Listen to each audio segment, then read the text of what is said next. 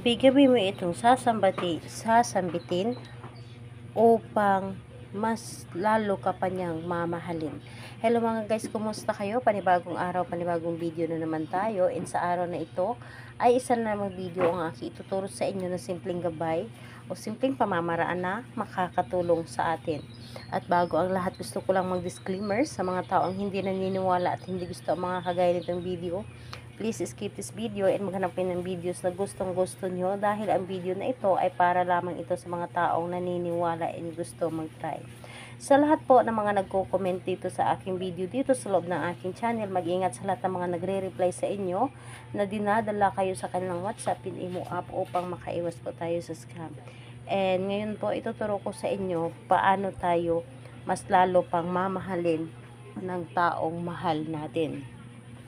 Lahat naman tayo ay gusto natin na tayo lamang ang mamahalin at mas lalo pa tayo mamahalin.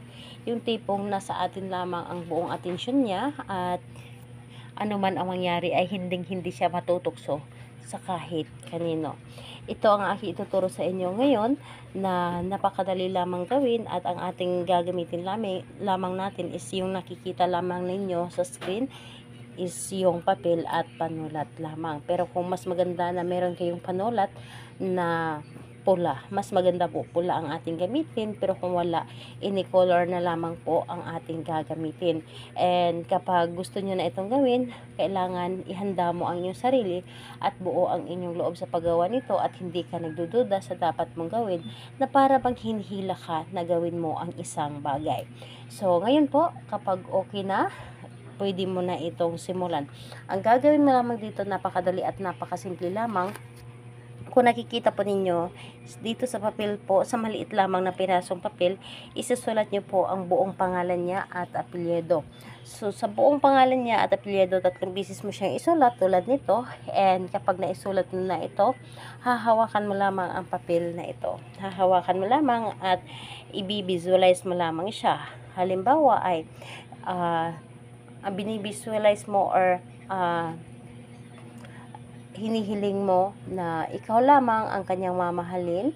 Ako lamang, halimbawa na ay pangalan niya, apelyido, at isunod mo ako lamang ang iyong mamahalin.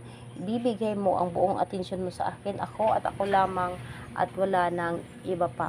Ako lamang at kailanman ay hindi ka matutokso sa kahit kanino.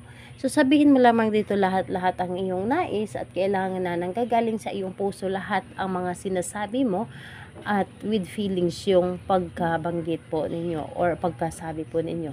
So ayun po, pagkatapos nun, ito ay yung itutupi lamang ng isang beses na papunta po sa inyo tulad nito.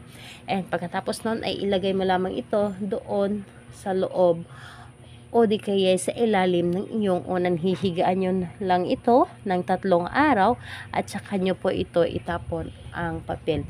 So, ayun po, itapon nyo lamang sa basurahan or di kaya i-flush nyo doon sa may CR. So, ayun po, gawin ito sa kahit anong araw at oras. Basta pakiramdam po ninyo ay para bang hinihila kayo na gawin nyo po ito. So, ayun po, think positive lamang hanggat